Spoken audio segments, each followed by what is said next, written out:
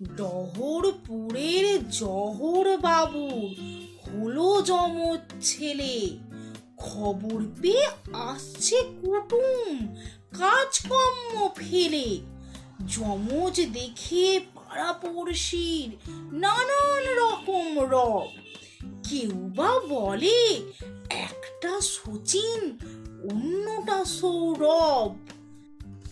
দনিপুরের দিদা বলেন হয়েছে কখন ভোর? তাহলে দেখ একটা রফি অন্যটা কিশোর। ফোকলা দাদু হেসে বলে আন্তমালা ফুল। একটা দেখি রবীন্দ্রনাথ অন্যটা নজরুল।